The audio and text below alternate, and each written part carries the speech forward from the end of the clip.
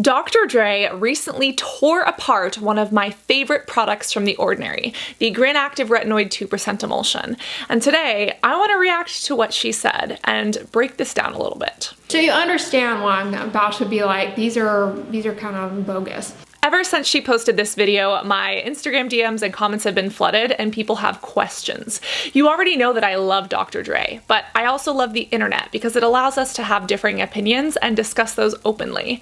I love and respect Dr. Dray as such an amazing intellectual. I think she is one of the best people on this platform. However, that doesn't mean that I blindly follow everything she says or take it as gospel, and I hope that you do not do the same for me or anyone else on this platform. That being said, people have got questions and I've got opinions. Let's respond directly to what Dr. Dray says, point out what is awesome and correct, point out what I disagree with, and at the end of the day, what this all means for you if this is a product that you've considered. One of the first things that Dr. Dray mentions is that this product has HPR, hydroxypinocolone retinoate, and that is an ingredient that she claims there isn't a lot of data for. They make incredibly bold statements about this ingredient and it drives me berserk. They're gonna make those claims because it sells more bottles of stuff. I could not agree with her more. You see, what a lot of people don't know about The Ordinary is that it's owned by a parent company, Deciem, and they own many companies. Well, guess who owns part of Deciem?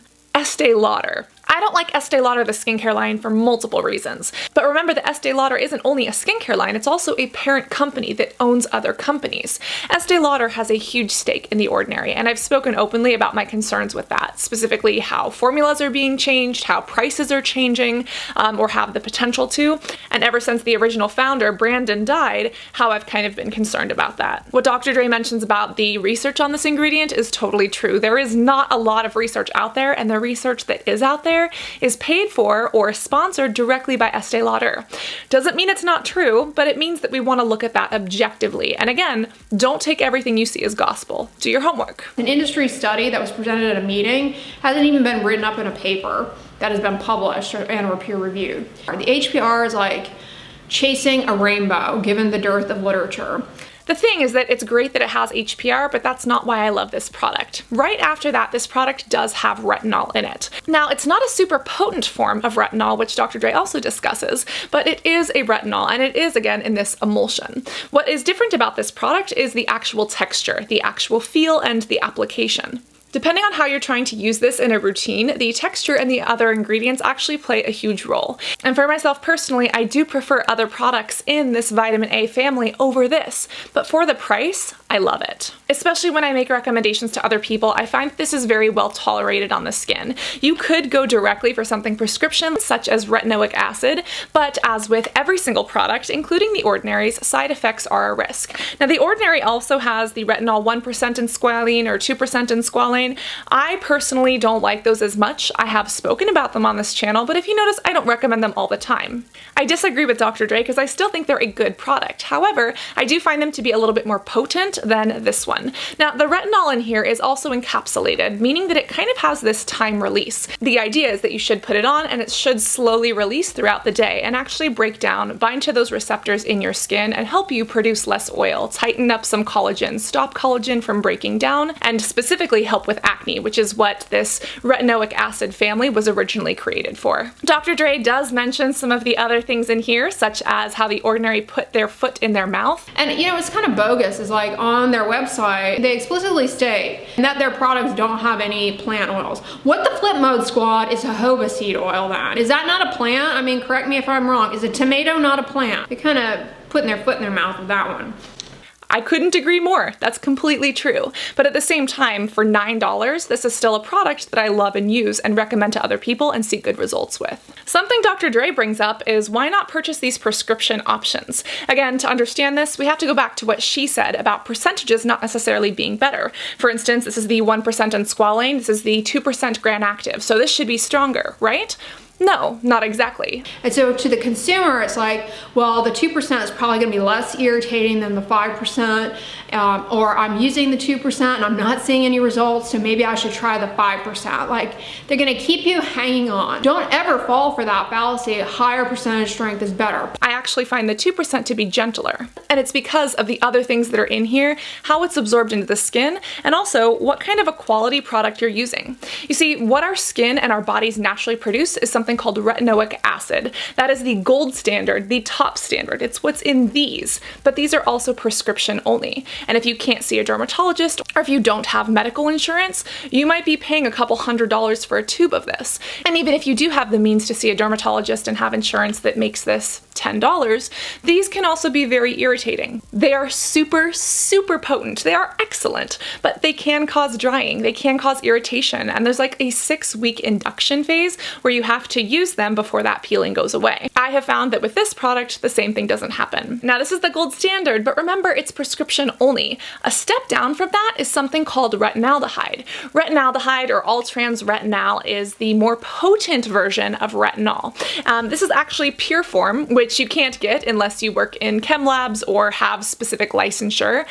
That's how I got it. But you would never use this directly on your skin. This is a shit ton, like this is so much. Most formulas use only 0.25, maybe 0.5%, and they still see amazing effectiveness. We know other cosmeceutical ingredients at higher doses is not getting you better results, and in fact can compromise efficacy of the ingredient, period. The way these products are used is that they're put onto the skin, and your skin actually converts them into this retinoic acid, this top golden standard. Now, retinol is what the ordinary uses, and it is what is mostly available. Almost every skincare brand has some form of a retinol product. Retinol is a step down from retinol. So retinol needs to be turned into retinol by your skin, which then needs to be turned into retinoic acid in order for it to literally change the way your DNA is expressed in your skin and works to either tighten, get rid of wrinkles, acne, scars, etc. Now, obviously, there's a lot of steps that your skin has to go through, so Dr. Dray's argument is that these are really a waste of time and money.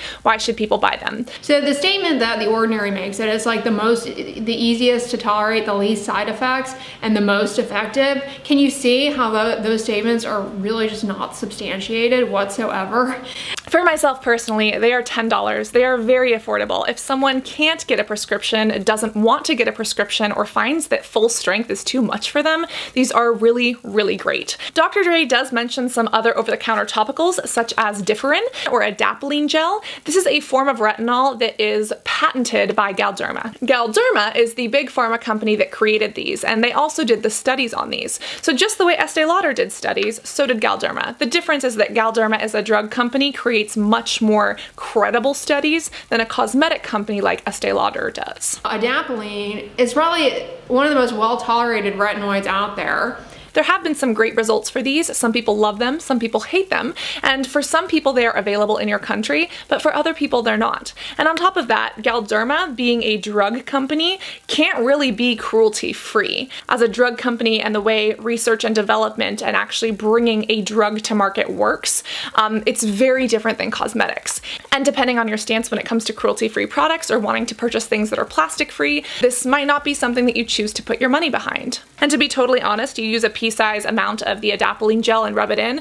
I don't like the way that feels. I much prefer the feeling of the gram-active retinoid emulsion and how it works with other products inside of my routine. Something Dr. Dray did mention that just made me go was that all of this is bullshit if you're not taking care of your body. How does your skin create new skin?